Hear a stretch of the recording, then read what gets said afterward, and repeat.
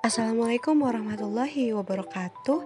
Kami dari kelompok 5 yang beranggotakan Nazula Syaharani, Siti Elin, dan Nurauni. Kali ini kita akan membahas tentang pengukuran afektif. Hakikat pembelajaran afektif. Ranah afektif mencangkup watak perilaku seperti perasaan, minat, sikap, emosi, atau nilai. Ketiga ranah tersebut merupakan karakteristik manusia sebagai hasil belajar dalam bidang pendidikan. Menurut Popham 1995, ranah afektif menentukan keberhasilan belajar seseorang. Orang yang tidak memiliki minat pada pelajaran tertentu sulit untuk mencapai keberhasilan belajar secara optimal. Seseorang yang berminat dalam suatu mata pelajaran diharapkan akan mencapai hasil pembelajaran yang optimal. Oleh karena itu, semua pendidik harus mampu membangkitkan minat semua peserta didik untuk mencapai kompetensi yang telah ditentukan. Tingkat ranah afektif. Tingkat ranah afektif menurut taksonomi Krathwohl ada 5, yaitu 1. Tingkat receiving. Pada tingkat receiving atau attending, peserta didik memiliki keinginan memperlihatkan suatu fenomena khusus atau stimulus. Misalnya, kelas, kegiatan, musik, buku, dan sebagainya. Tugas pendidik mengarahkan perhatian peserta didik pada fenomena yang menjadi objek pembelajaran afektif. 2. Tingkat responding. Responding merupakan partisipasi aktif peserta didik, yaitu sebagai bagian dari perilakunya. Pada tingkat ini, peserta didik tidak saja memperlihatkan fenomena khusus, tetapi ia juga bereaksi. Hasil pembelajaran pada ranah ini menekankan pada pemerolehan respon, berkeinginan memberi respon, atau kepuasan dalam memberi respon. 3. Tingkat valuing. Valuing melibatkan penentuan nilai, keyakinan atau sikap yang menunjukkan derajat internalisasi dan komitmen. Derajat rentangannya mulai dari menerima suatu nilai, misalnya keinginan untuk meningkatkan keterampilan sampai pada tingkat komitmen. 4. Tingkat organization.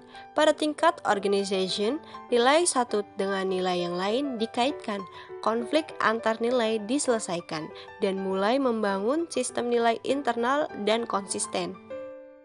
5. Tingkat characterization. Tingkat ranah afektif tertinggi adalah characterization nilai. Pada tingkat ini, peserta didik memiliki sistem nilai yang mengendalikan perilaku sampai pada waktu tertentu hingga terbentuk gaya hidup. Karakteristik ranah afektif. Ada 5 tipe karakteristik afektif yang penting. 1. Yaitu sikap. Sikap adalah suatu predisposisi yang dipelajari untuk merespon secara positif atau negatif terhadap suatu objek, situasi, konsep, atau orang. 2. Minat. Minat adalah suatu disposisi yang terorganisir melalui pengalaman yang mendorong seseorang untuk memperoleh objek khusus, aktivitas, pemahaman, dan keterampilan untuk tujuan perhatian atau pencapaian. 3. Konsep diri. Konsep diri adalah evaluasi yang dilakukan individu terhadap kemampuan dan kelemahan yang dimiliki. 4. Nilai. Nilai merupakan suatu keyakinan tentang perbuatan, tindakan, atau perilaku yang dianggap baik dan yang dianggap buruk. 5. Moral. Moral adalah baik buruk yang diterima umum mengenai perbuatan, sikap, kewajiban, dan sebagainya. Pengembangan perangkat penilaian afektif. 1. Spesifikasi instrumen. Ditinjau dari tujuannya, ada 5 macam instrumen pengukuran ranah afektif, yaitu A. Instrumen sikap. Instrumen sikap bertujuan untuk mengetahui sikap peserta didik terhadap suatu objek, misalnya terhadap kegiatan sekolah, mata pelajaran, pendidik, dan sebagainya. B. Instrumen minat. Instrumen minat bertujuan untuk memperoleh informasi tentang minat peserta didik terhadap mata pelajaran. C. Instrumen konsep diri. Instrumen konsep diri bertujuan untuk mengetahui kekuatan dan kelemahan diri sendiri. D. Instrumen nilai. Instrumen nilai bertujuan untuk mengungkap nilai dan keyakinan peserta didik. E. Instrumen moral. Instrumen moral bertujuan untuk mengungkap moral. 2. Penulisan instrumen. Penilaian ranah afektif peserta didik dilakukan dengan menggunakan instrumen penilaian afektif sebagai berikut. A. Instrumen sikap. B. Instrumen minat. C. Instrumen konsep diri. D. Instrumen nilai. Dan E. Instrumen moral. 3. Skala instrumen penilaian afektif.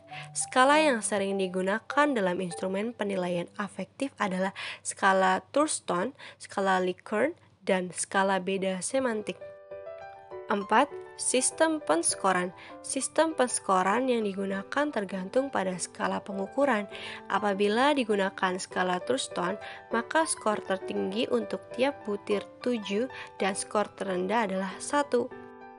Demikian pula untuk instrumen dengan skala beda semantik. Yang tertinggi adalah 7 dan yang terendah adalah 1. Untuk skala Likert, pada awalnya skor tertinggi tiap butir adalah 5 dan terendah adalah 1. 5. Telaah instrumen.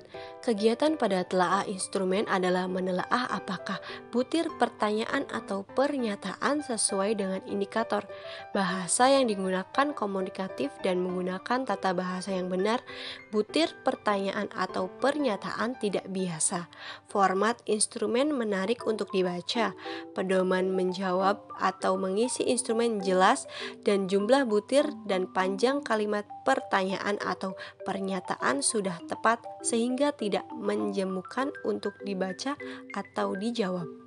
6. Merakit instrumen. Setelah instrumen diperbaiki, selanjutnya instrumen dirakit, yaitu menentukan format, tata letak instrumen, dan urutan pertanyaan atau pernyataan. Format instrumen harus dibuat menarik dan tidak terlalu panjang, sehingga responden tertarik untuk membaca dan mengisinya. 7. Uji coba instrumen. Setelah dirakit, instrumen diuji cobakan kepada responden sesuai dengan tujuan penilaian, apakah kepada peserta didik, kepada guru, atau orang tua peserta didik. Untuk itu, dipilih sampel yang karakteristiknya mewakili populasi yang ingin dinilai. 8. Analisis hasil uji coba. Analisis hasil uji coba meliputi variasi jawaban tiap butir pertanyaan atau pernyataan. Jika menggunakan skala instrumen 1-7 dan jawaban responden bervariasi dari 1-7, maka butir pertanyaan atau pernyataan pada instrumen ini dapat dikatakan baik. Namun, apabila jawabannya hanya pada satu pilihan jawaban saja, misalnya pada pilihan nomor 3, maka butir instrumen ini tergolong tidak baik. 9. Perbaikan instrumen. Perbaikan dilakukan terhadap butir-butir pertanyaan atau pernyataan yang tidak baik berdasarkan analisis hasil uji coba. 10. Pelaksanaan pengukuran. Pelaksanaan pengukuran perlu memperhatikan waktu dan ruangan yang digunakan. Diusahakan agar responden tidak saling bertanya pada responden yang lain, agar jawaban kuesioner tidak sama. Pengisian instrumen dimulai dengan penjelasan tentang tujuan pengisian, manfaat bagi responden, dan pedoman pengisian instrumen. 11. Penafsiran hasil pengukuran. Hasil pengukuran berupa skor atau angka. Untuk menafsirkan hasil pengukuran, diperlukan suatu kriteria. Kriteria yang digunakan tergantung pada skala dan jumlah butir pertanyaan atau pernyataan yang digunakan. Skor ini dikualifikasikan, misalnya menjadi 4 kategori sikap atau minat, yaitu sangat tinggi atau sangat baik, tinggi atau baik, rendah atau kurang, dan sangat rendah atau sangat kurang. Berdasarkan kategori ini dapat ditentukan minat atau sikap peserta didik. Kesimpulannya adalah ranah afektif yang penting dikembangkan adalah sikap dan minat peserta didik. Hal yang perlu diperhatikan dalam pengembangan instrumen afektif adalah 1. Menentukan definisi konseptual atau konstruk yang akan diukur. 2. Menentukan definisi operasional. 3. Menentukan indikator. 4. Menulis instrumen. Instrumen yang dibuat harus ditelaah oleh teman sejawat untuk mengetahui keterbacaan, substansi yang ditanyakan, dan bahasa yang digunakan.